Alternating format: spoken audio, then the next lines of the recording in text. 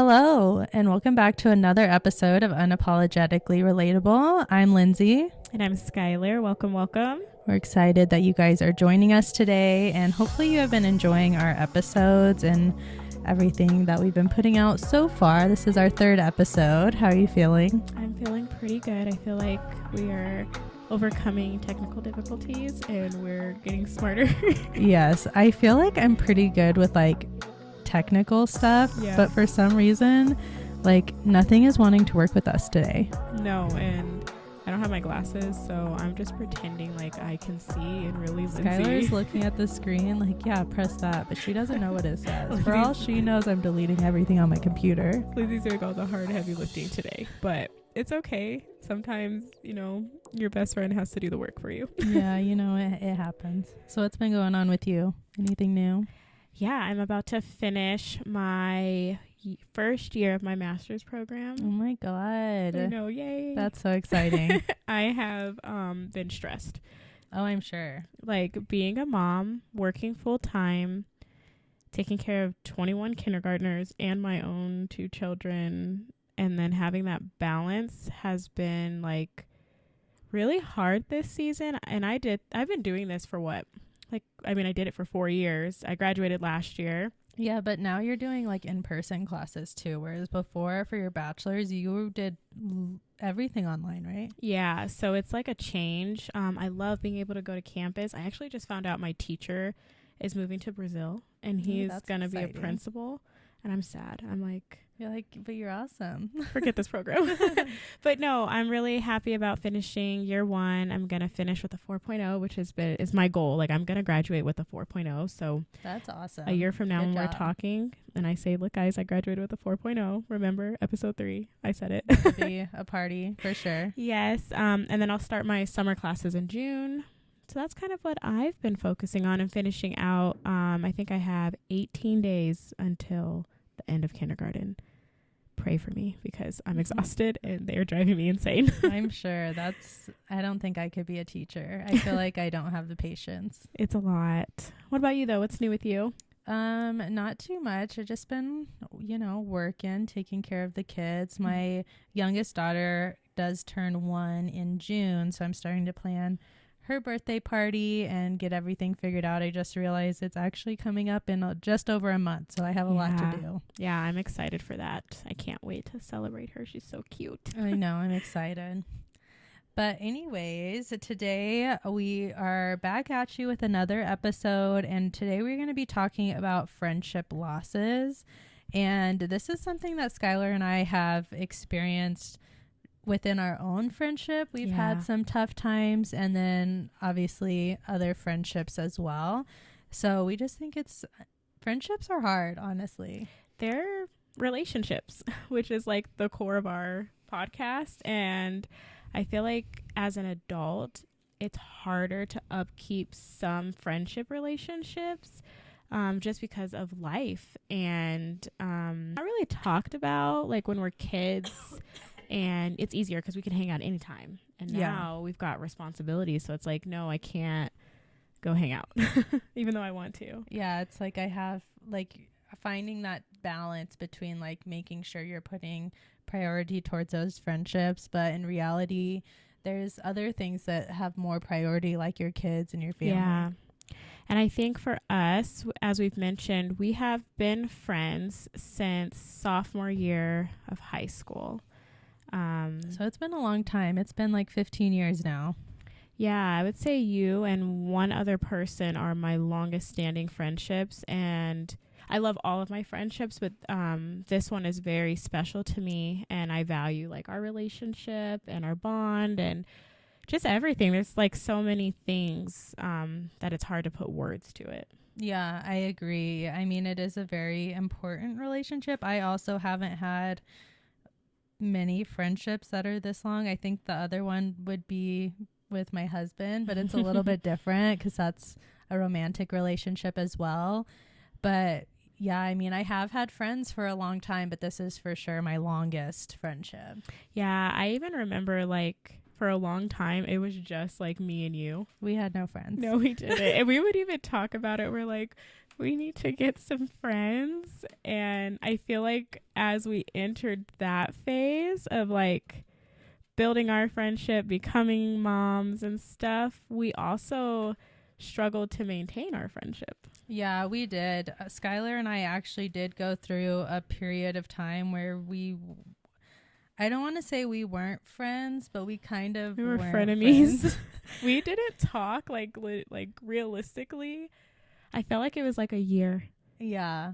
Like, it was I can't remember for sure how long it was, but it was a long time. And honestly, if I had to pick one thing that caused that, I would say lack of communication. it was for sure. And it was like on both sides, and it was like a lot of things that played. Like we tried to communicate. Like I remember texting you long paragraphs, and then you would text me long paragraphs, but we never got down to the root of the issue. I feel like we would, like, one of us would get upset about something, but we wouldn't actually communicate that to the other person that we were upset. Mm-hmm. So then obviously nothing would get resolved because the other person didn't know. And then, like, I'm still mad because the problem's not solved. And you're like, what problem? What is the issue? I do remember looking back that of all my friendships, I was so sad that we weren't talking. Because me and Lindsay kind of got our first jobs together. We worked at New York and Company together. We worked at a cell phone company together. And I would actually say that is probably about the time. I feel like we relied on each other for a lot of things. And then we branched out and started like building our own lives, and like just kind of got lost in the sauce a little bit. Yeah, I think that was a big thing. We both started making other friends, Mm-hmm. and I don't know exactly why that caused an issue, if I'm being honest, because it's not like either of us were upset that the other person was making other friends. No.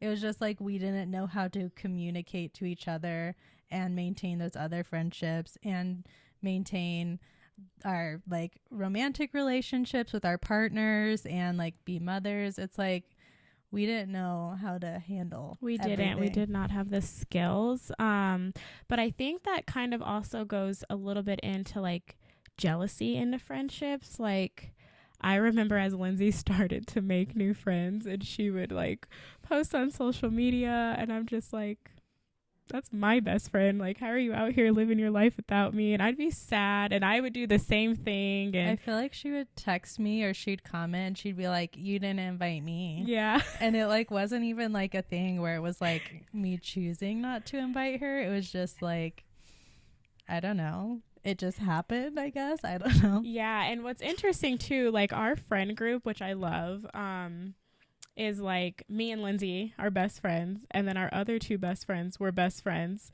and then through marriage we all like came together. But Lindsay was really, I started like hanging out with them more first. yeah, And then Skylar was like, what about me? yeah.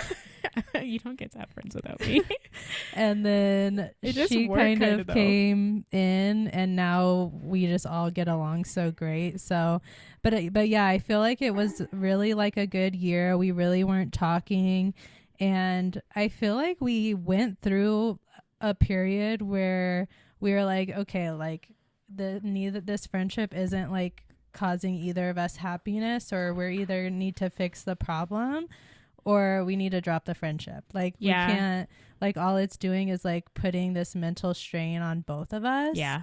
And like neither of us are happy about it. So like, what are we gonna do? We really got down to that point where we're like, so we are said we it to friends each or other. not? Yeah. And I feel like even our partners were probably over They're like, talking. figure it out. Either be friends or don't be friends. But at this point, we don't care anymore. But yeah, and I believe we sat down and talked. I remember one night, it was like in a car, and we just kind of just said everything, like things that we miss in each other's lives, like important things. But I think one real turning factor was probably when you got engaged. And we were still like friends by that point, but not when you got engaged, but thinking about you getting engaged. And I've always envisioned always being your maid of honor, and you always being my maid of honor. Like, there's no version of my life where you're not my maid of honor. Yeah. So I'm like, well, if that's the case, we really need to fix this so that we can communicate better.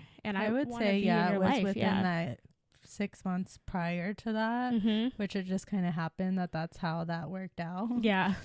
But yeah, I remember the start of the conversation of us trying to like repair the friendship. I was at work and you're just texting me all this stuff, and I'm like, I was still, I feel like in that headspace of being upset. Yeah. And I was like, oh my God, she is just texting me all this stuff. I and remember. I'm like at work, like I can't mentally do this right now. And I was like, so I need time. But Skylar's like, so what is it? Are we friends? Are we not friends? And I'm like, I can't do this. I can't answer that question right now. And I really don't even know when. I can't like think of the date. Like, we fixed our friendship on July 7th. Like, I don't know. But I think we had the hard conversation and then slowly just started pouring more into each other and being just better friends to each other. Yeah, I mean, it definitely wasn't fixed overnight by any means. I think it also took a whole nother year for us, because it almost had like an awkward phase. Oh yeah, I feel like we Which were is like weird. We both decided, yes, we did want to still continue to be friends and we wanted to repair our friendship. But then because we hadn't really been talking for so long, it was like very uncomfortable. And we both knew what we needed to do to change to move forward. But at the same time, it was weird. It was. And what's even weirder is, I mean, Lindsay and I can talk on the phone, we can text, we can go shopping, we can have girls' days, we can do nothing and be totally fine. But during that phase of coming back to being friends, I literally would feel weird even just texting you. Yeah, I feel like you'd be like, so how are you? Yeah. And I'm like, I'm fine. Surface level text like, messages. how are you? Like, we've never talked in our lives before. I feel like normally we're just like, so this happened today and I'm so upset. Or I know, I'll call and be like, are you busy? I need a bit. Yeah, it's like no greeting. It's just like, I need you ready to hear this. I have tea to spill today. So I think that's why it was so awkward. Yeah. Because it's like, how was work? Like, fine. What and are I you hate doing small this talk. weekend? And I'm like, I am small talking with someone who is my best friend. Like, and I really don't know when it fixed. Like, it just happened naturally, I feel like. It did. I feel like for a couple months, it did take a lot of effort on both sides of really, after we had that conversation of we do want to fix this, we both had to put in a lot of effort of, because I remember thinking, because we hadn't really talked in so long, I remember like I had to think like, oh, I should text Skylar today. Or, oh, I should. And now, honestly, I don't think I should text you. It's just like, you just I just feel like, oh, I need to tell her this. Yeah. Or, because I don't really text you just to like chat. No. If anything, we're more of like, I'm going to say this. Lindsay's a terrible texter. I am a very terrible texter. So. I don't mean to be. Like, I try to be good at it. And I think I respond and then I don't respond. Or she'll be like, I thought I responded. Haha. And I'm like, it's okay. Because I also do it too. It's not just Lindsay. I am very bad at it. We are phone call girls. So I feel like even now we talk on the phone probably like 2 or 3 times a week. Like, yeah, I don't really feel like we text unless it's like for a very specific purpose. Yeah. Like, hey, did you hear about this? Or when we're like setting something up for book club, we're like, that's probably, it's never like deep conversations. Like, anything that needs to be talked about, we have it on the phone, because I actually like really need her. Like, I need to hear your voice. I need like your banter. I also feel like you're like, I feel like I can't give the attention to text message conversations. No, and then you forget. Like, I forget. Yeah. I do it all the time. So, yeah. But I'm glad that we were able to fix it. And I'm happy. Like, I think one thing I think about too is like your kids and stuff. And I'm like, there's also no version where I'm not involved in your kids' lives and you're not involved in my kids' lives. Yeah, I agree. So like, that's all they know. Yeah. And I feel like, I don't know, friendship losses are hard. I feel like people kind of brush it off like it's not that big of a deal. But I feel like friendship losses are like breakups. They are. Like, they're very difficult. You have to like cope with it. You're like mourn the loss of someone. I feel like for that year that we did not talk, I remember telling and my it's partner, not even that we didn't talk. Yeah. Like, we kind of tried to like pretend like there wasn't an issue, but there was. And we like kind of barely texted, and we just were off doing our own things, really. Yeah, I would just always be sad. I'm like, I don't know what the problem is. Like, and then people are like, well, did you talk? No. They're like, well, I'm like, well, I don't know what you want from me. What do you mean? I have to talk to solve the problem? No. But it is something you can overcome. But I feel like when it comes to like repairing a friendship, you really have to have the effort on both sides. Yeah. Like, can't just be our one person. friendship wouldn't have been repaired if like I was like, I want to fix this, and you're just like, like, I guess, like, it wouldn't have gotten fixed. Yeah, both of you have to want it, and both of you have to communicate. You almost have to also be in the headspace to handle hearing what the other person has to say, because and I feel like when you had first texted me, that's why I was like, yeah, I can't do this right now. But you can also feel it. I know Lindsay, so I'm like, Lindsay's not, like, she's not ready. But I'm not going to stop because that's my best friend. So, yeah. And I think you have to, like, be able to fully hear what someone has to say without emotions. So, like, where you're not going to, because I said something, you're not going to be triggered. I think when you involve emotions and things like that, you get, like, in defense mode. Yeah, I think you kind of have to keep in mind that, like, you may interpret something one way. Like, I might say something and be like, not feel like it's like, I don't know, some type of way. But then you hear it and it just instantly makes you upset or something. So in those those conversations, you really have to kind of take a step back and just listen. Yeah. And not be like, well, I didn't do that. Or that's not what I like. Don't get defensive. Like, your ego has to be out of it. Once you remove that and you can really sit down and talk, you can heal the friendship if that's really something that both of you want. Yeah, I do feel like it's something you both have to really want. And the other thing I think you have to keep in mind is when you are losing a friendship or you feel like you guys are just going your separate ways, you kind of have to, before you approach that person of like, let's repair this, you have to kind of keep in mind, I feel like one thing is sometimes you have to lose a friend for your own mental well-being. Maybe that person is just bringing a lot of negativity to you, or they're just causing a lot of stress in your life. And although it is still sad to lose that person as a friend, you kind of have to think of your own mental well-being and think like, well, is that the reason why we're like drifting apart? Is because I can't like we're just not in the same spot. Not saying you shouldn't be there if your friend's going through something hard. That's not what I'm indicating at all. But you just have to sometimes be a little selfish and think, is this the best relationship for either of us? Yeah, I definitely relate to that. I have one friend that I've lost that, if I'm being honest, I think I really finally accepted it last year. I think I told you that I ended up writing her. Yeah. And I kind of poured my heart out and also wished her well, like told her how happy I was to see the amazing things that are going on in her life. I even told her, like, I also had a version that I envisioned that, you know, she'd be a part of my wedding and she'd be a part of my kids' lives. I never imagined that we would be in this space where we're not those things. I feel like the end of our friendship, there were things that were said that targeted like my integrity as a person.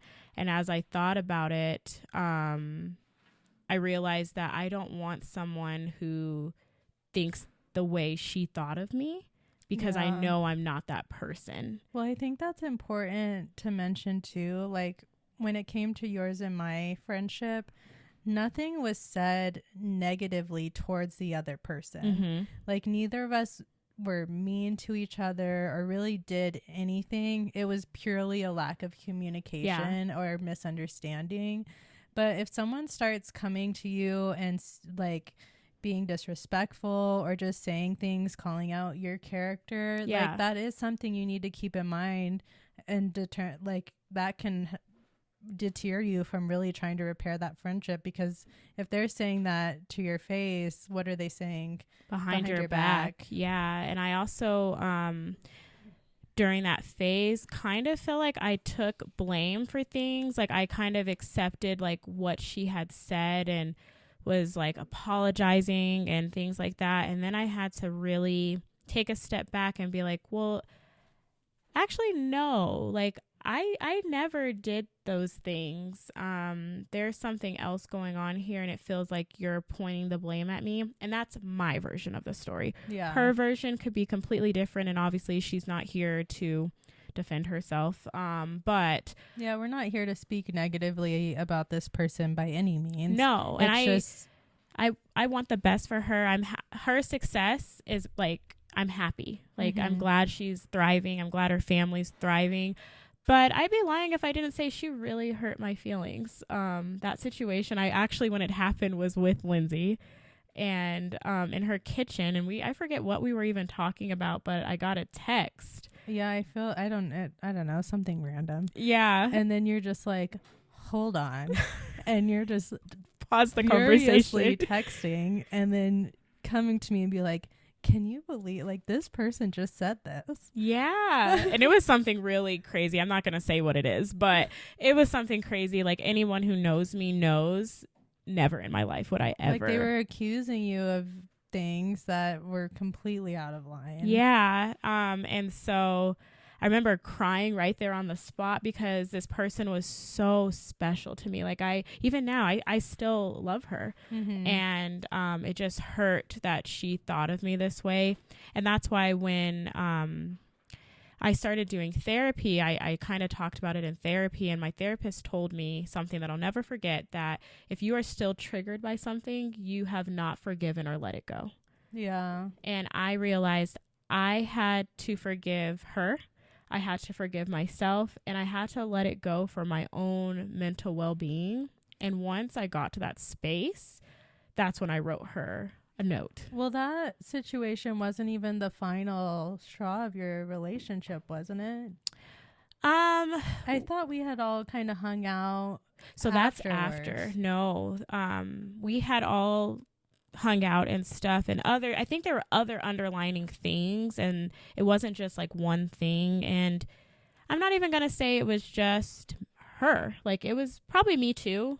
There was probably lack of communication in that relationship too. But it was like right before COVID. And I actually realized, because I'm petty, as you guys heard in the last episode, when I'm like in that headspace, I won't listen. Again, ego. But I realized she had messaged me during COVID, like, hoping you guys are doing well. And because I had her on like do not disturb or something, I never saw it until like a month later. And then I was just like, don't wish me well. Delete. And it's like, how dare you think I'm doing good? Yeah, how dare times. you? When it's like, I'm stuck in the house, I'm not okay. And that was really rude of me. So like, it's like I also played a role in not fixing our friendship. I think for me, the bottom line came down to the fact that she I felt like disrespected my character, and I just decided I didn't want somebody in my life who thought of me that way. Well, and you want someone who's excited for your successes and like happy for you when you're achieving good things and when good things are happening to you. And tell me if I'm wrong, but it felt like that wasn't being reciprocated to you as much as you would be that way towards her. No, that definitely is wrong. It wasn't. She was a really good friend. Okay. I would say, in my opinion, up until you and I fixed our friendship, and that was all around the same time. That is true. And then I guess I'm just seeing. I think I saw more of the negative, like the end. Of it. Yeah, you and I were also fixing our friendship, and then we were also building a friendship with our other. The other friends in our friend group. And I think I didn't do a good job of including her. Like, I definitely tried to include her in things, but we kind of had it's crazy how we all became friends. Like, our friend group just works. Yeah. And I feel like sometimes when we bring people into the friend group, it just sets off the balance. Not saying that she was going to set off the balance, but we have a dynamic that works. I don't know that that's necessarily just us either. I feel like that happens with a lot of people. Yeah. So I think there was a little bit of being upset that I wasn't including her in things because she was there for me through a lot of hard times. I can admit that wholeheartedly. But I also was there for her, or I tried to be there for her. And I feel like it was just this one little, it wasn't little, but this one incident that occurred I just felt like targeting my character and then ego. So not sitting down, like first giving her the space because she's upset. To kind of cool down. Giving me the space to cool down. I kind of tend to, I even think I did it with you. Like when I notice the detachment, I have an anxious attachment. So I cling to it. Like I gotta fix. Mm-hmm. And that goes back to what we talk about with communication. Sometimes you need to take a step back.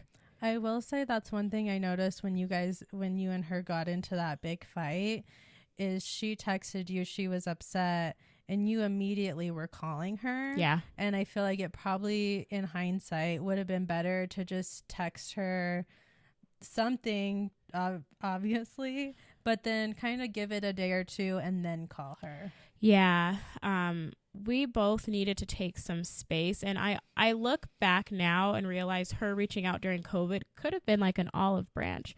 I unfortunately wasn't in the headspace to be like, should we fix this? And like I said, ultimately, I just feel like the things that were said made me come to the conclusion that this was not someone that I wanted in my life. But I think it was last year. When was this? Either last year or maybe the year before, I did write a long message to her on Facebook. Kind of just even apologizing for my role. And even when I wrote it, I kind of cried a little bit while writing it because I was very vulnerable in telling her that I am sad that we're not friends. And though we're not friends, I wish her well and I'm happy for her success. And I saw that she read it, but she did not respond to me. And that hurt my feelings a little too, but it was super freeing to know that I said my piece and I could let that friendship go. And since then, I feel okay. I still think of her for sometimes and her kids sometimes, but I'm okay that we're not friends. And I'm sure she has her own group of friends and is doing amazing things. Yeah. I mean, I think that's one thing that's really important is you did reach out to her and wished her well and tried to leave it on a positive note. And I think her not responding kind of gives you that sign of this is just not a friendship that is like you're going to be able to repair. Mm-hmm. And I don't know. I mean, that is okay. It's sad for sure that to lose friends at all. But I think it's good that you both said your last piece on a positive note. She messaged you wishing you well. You messaged her, and yeah, it didn't work out in the end. But at least that you don't have any like negative feelings or ill will towards each other. At least I know you don't. I'm assuming she doesn't either. Yeah, I'm assuming that too. I don't think she does. I don't think so either. And she's a good person. I know that. And we just unfortunately had a falling out, and honestly, sometimes you just have to go through that. Yeah. And I mean, I think, honestly, you lose friends a lot. Not you specifically. Like, Skylar has got no friends. Skylar can't keep a friend. No, I just mean in general, I feel like some friends are only meant to be there during a certain season in your life. Yeah. And maybe that sounds bad to say, but like friends unfortunately do come and go. And I feel like you lose a lot of friends during like major life events as well. Yeah, I think so too. Like, I feel like the biggest test of friends, like the first one you experience, is probably when you graduate high school and you're coming into adulthood. Yeah. Everyone's going off to college, or they're not going off to college, or they're moving to different states. And it doesn't have to necessarily be this big dramatic, like we're not friends anymore. It's just that you drift apart and you build new relationships in that version of your life. Exactly.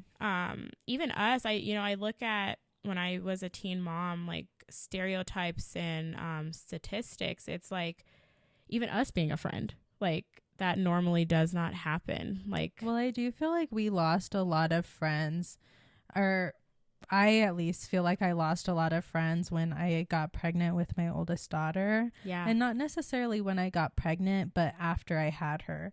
And part of that, I think, is because I was so young, because now where I'm at in my life, or at that point where I was in my life, is dramatically different from everyone else. Yeah. Because everyone else is graduating and going off to college and maybe going to live in a dorm, and I just had a baby. And so like my focus is now taking care of my baby and like working and going to school and doing all these different things that I just didn't have the time to focus on multiple different friendships, which maybe sounds bad to say, but it's kind of just like, I feel like a lot of people, once you have kids, you kind of go through that. It's not that you don't care about those friendships anymore, but you just kind of have to reprioritize like what you're able to do. I kind of, looking on the outside of it, I got to see it like full picture. And when I became pregnant, I did not tell anyone I was pregnant because of the way they treated you. And it's not that anybody treated like Lindsay poorly, like they were saying things. It's just like, I felt like they almost like avoided you a little bit. Yeah. And I feel like it's I don't know, being pregnant at 17 years old, it's like awkward. Yeah. And they don't know how to handle it. Whereas when I had my youngest daughter, I was 30. At that point, people know how to handle their friend being It's almost pregnant. like they're like so excited for you. But when you're a teen mom, no, I don't say no one's excited for you, but that's kind of what it feels like. The world is against you. So because of that, I told, obviously you knew, and that was it. No one knew that I was pregnant. And then in July, and then she pops up and I'm like, I have a baby now. Kind of in August, I went to visit my choir teacher and some people at the school for something, and I had my belly. And this was after we graduated. Yeah. And everyone was like, and I got so many messages with people being like, we had no idea you were pregnant. Why didn't you tell us? And I even remember, because I was in choir, we did like all state and stuff like that. And after, they were going to Elitch's, and I was like, oh no, I can't go to Elitch's. I have to go do something for graduation. I did not have to do something for graduation. She just couldn't write any right. I just would be, pregnant, and people would be asking. So I didn't do that. And I even think our final concert, I had just started to pop and I couldn't fit my dress. And I was like, everyone's going to know. What am I going to do? But no one noticed. But I noticed. I was popping. I wasn't there for that because I had my daughter in December of our senior year. So I actually graduated 6 months early so that I could be home with her after I had her.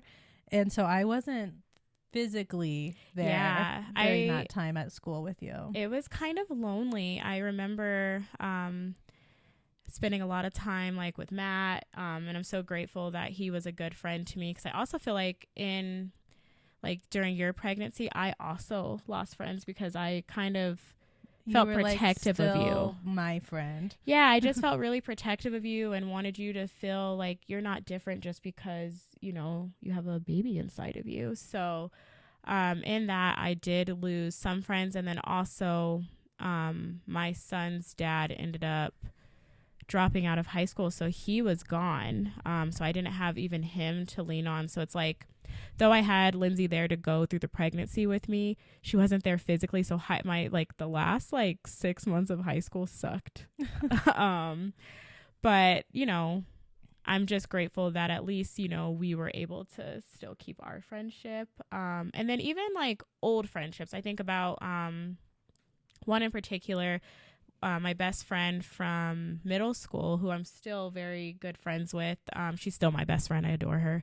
And that's like my second longest friendship. But even she and I had a falling out. I don't remember when we had the falling out. It was in high school.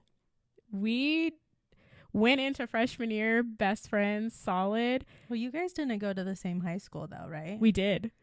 Why did I think she went somewhere else? No. And I want to say, I'm pretty sure it might have been sophomore year, and she's probably listening, and maybe me and her will talk about it and laugh about it. But I just remember us being in our math class, and I think it was geared around my first baby daddy, but not anything that she did, but just normal teenage stupid drama. And it's like sophomore year all through the remainder of high school, me and her really did not talk.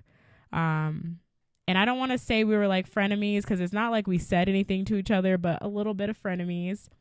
And then she went off to college, and then she got pregnant, and it like a light switch just flipped. And when she had her baby, I went to her parents' house and was there. And since then we've been solid. Like, she's gotten me through a lot of hard times. And I think communication there too, but also just being a teenager in high school and boy drama. And it's like, she didn't even like want my baby daddy. Like, it wasn't even like that. Yeah. I don't even know why we stopped talking, to be honest with you. So, but I'm so grateful. Like, now I talk to that girl every day. Like, there's not a day that goes by that I don't like tell her good morning. Yeah. It feels weird. She's like the person I text every day. That's a texter for me. If I don't hear from her, I'm like, something's You're like, wrong. are you okay? Yeah, I'm like, hey bitch, you good? I think one thing to keep in mind is when you have such long friendships, like for you, that friendship is over 15 years as well. Like, it's almost inevitable to have some type of fight. Yeah. Because it's like, you can't have a relationship with anyone for a long period of time and not fight. I mean, I've fought with my significant others, like, and none of them have been as long as my friendships with her or you. So yeah. Yeah, it's just something you have to overcome, and it's something you are going to go through. Because I feel like, yeah, you'll have friendships where maybe you haven't been friends that long, so you haven't really fought, or maybe you just get annoyed and it's something you can move past easily. But there's always some type of, like, you can't have a relationship with anyone without some type of annoyance or something at the very least. Facts. Yeah. I don't even think her and I ever sat down and were like, why weren't we friends? We literally, like I said, just like we press pause and then we press play, and now we're good. And she's with her high school sweetheart, and they've got beautiful kids, and I'm happy, you know. Yeah. I'm happy with the friend group that I have. And I'm hopeful that like the ones that I have now won't lead to any more friendship loss. 'Cause it's hard, like, losing a friend. It is hard, and I feel like that kind of goes into like how do you cope losing that friendship? And really, it's like when you break up with a boyfriend, I feel like you have to really like take some time and take a step back. I feel like you did with your other friendship that you lost, is like, where did this go wrong? Is this something that we can repair? And am I in the right mental like headspace to approach that, to try to repair that right now? And are they, or is it something we even want to repair? But really just kind of take the time to mourn and be sad as well.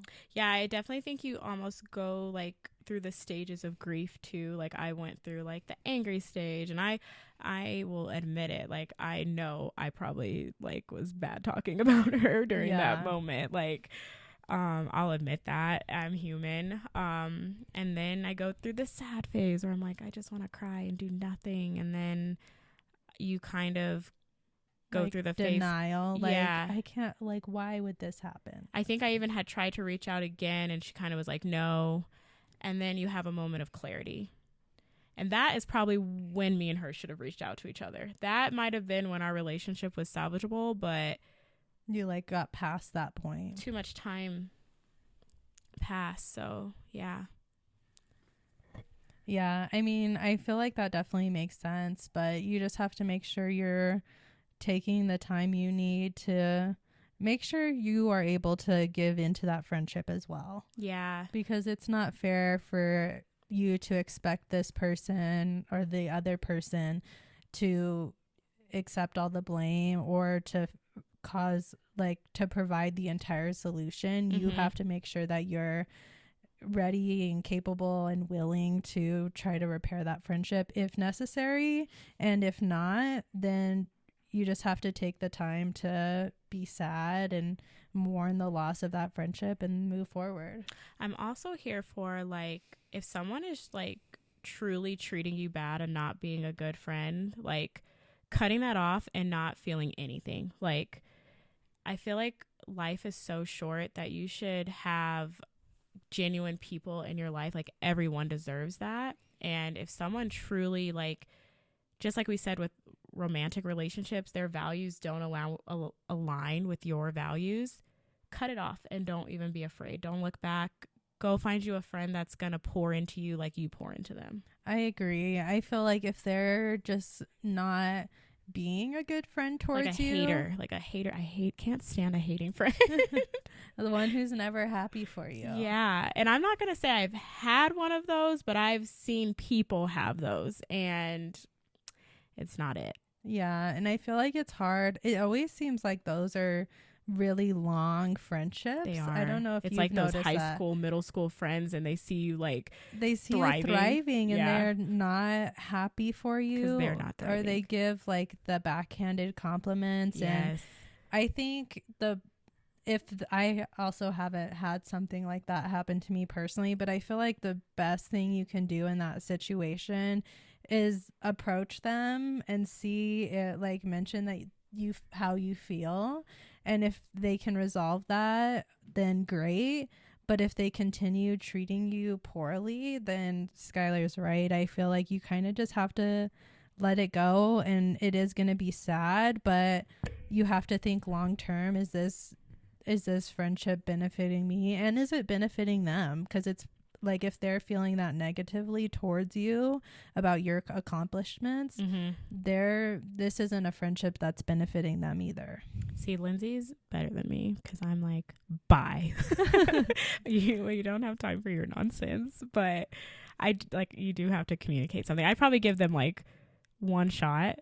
That's what I'm saying. And then, like, if I'm you not did it saying again, continually just, like, have this person be bad towards you, but I do feel like you have to say something at least once. Yeah. Because maybe they don't realize they're doing it, or maybe they have something else going on aside from you. Yeah. That's really putting them in this negative headspace, and it's just coming out towards you, and that's not what they mean. So that's why I kind of feel like you have to just bring it up, and if it continues happening, bye. Like, you get continue. one shot, one conversation, and then you're out.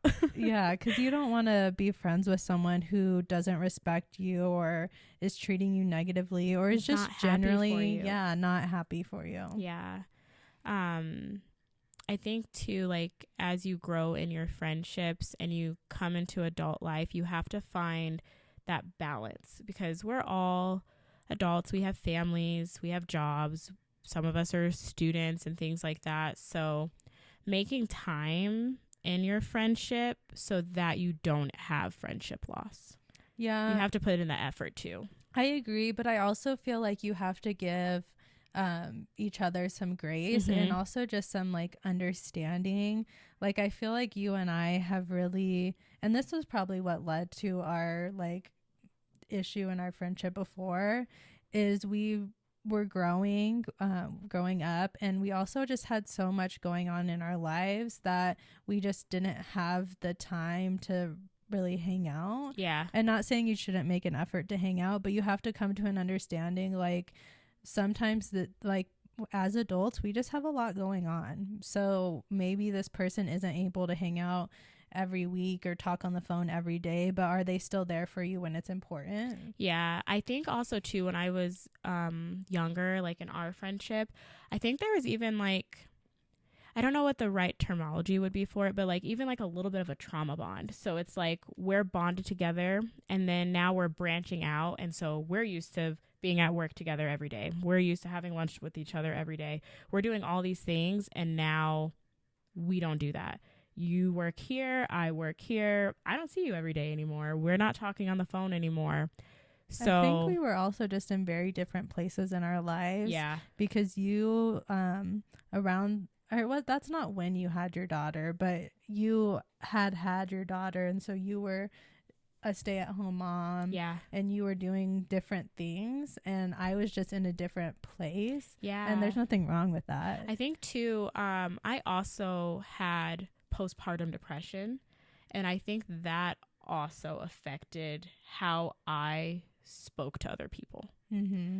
And kind of point the finger and not really paying attention to like my own like internal work that I needed to do. Like, not saying like I'm mad at you that I have postpartum depression, but that's kind of how it like projects out, you know? Yeah. I mean, I do think that's something, looking back, that I could have handled better too, because in my mind I was being there for you, Mm-hmm. and in your mind I was not being there for you. Yeah, but it's like the communication. I should have said, hey, like, not like this, obviously, because we would talk like we're real friends, but like, hey, I need more. Like, I need you here a little bit more. I'm having a hard time. Like, the normal things aren't it. And I just didn't know how to do that, you know, but we've talked about that. Yeah. And I'm since better at it then. now. Yeah. Like, if I'm having, I think overall, like, I had postpartum depression, and I also sometimes go through waves of depression, but now I can tell Lindsay, like, I'm having an episode, and she's on it and there and so kind. And I remember, like, this is off subject, but I remember recently I had one, not like too recently, but and you texted me something so nice, and I cried because I feel like we were talking on the phone. And again, this goes back to communication, because when we repaired our friendship, we really laid everything out there. Like, Yeah. This is all the problems we're having. This is what I need. This is what you need. And I feel like the last time you kind of went through this, I thought I was being there for you. We were talking on the phone, and then we got off the phone, and I was like, does she know that I'm being like, that I'm trying to be there for her, that I care? So I texted her like, Yeah. hey, maybe I didn't respond well, and that's not because I don't care. I don't remember what I said. Yeah. But something along those lines, because I was like, I do want you to know that I do Yeah. care, and I am here if you need anything, but I'm not always the greatest at like showing emotion. Yeah. So then I'm like, but I don't want that to come across as I don't care. Yeah. Me and Lindsay are like, what is it, yin and yang? Mm-hmm. Because I'm super emotional.